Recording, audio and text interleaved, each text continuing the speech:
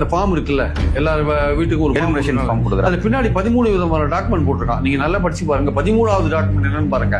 13வது document என்ன தெரியுமா?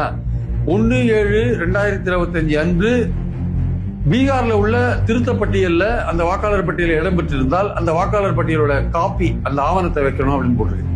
தமிழ்நாட்டு எலெக்ஷனுக்கும் பீகாருக்கு என்ன சம்பந்தம் இருக்கு? நீங்க இந்த ஃபார்ம் எடுத்து பாருங்க. கடைசி 13வது டாக்குமெண்ட். ஓகே, நான் இன்னைக்கு கூட பார்த்தேன், மறுபடியும் எடுத்தது. சரி, அப்ப என்ன அர்த்தம்? பீகார்ல இருந்து இங்க வந்து செட்டில் ஆயிருக்கான்ல, அவன் ஃபார்ம் 6 எழுதி கொடுத்து அந்த அங்க அவன் 2005 அவங்க அங்க திருத்தப்பட்டியல அங்க வெரிஃபையா இருப்பான்ல, அவன் அந்த ஒரு காப்பி இங்க எடுத்து வச்சான்னா இங்க அவனுக்கு ஓட்டர் கொடுத்துருவோம்.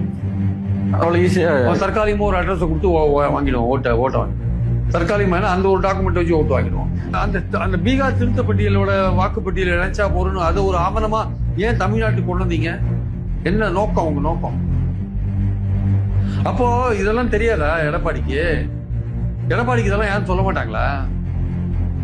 எடப்பாடி ஃபார்மே படிக்க மாட்டாரா? ஏன் இந்த பீகார் திருத்தப்பட்டியல இருக்கிற வாக்காளர் பட்டியல இருந்தா போறோம், அதை ஆவணமா சப்மிட் பண்ணா போறோம்னு எலெக்ஷன் கமிஷன் தமிழ்நாட்டுல ஏன் சொல்றான்?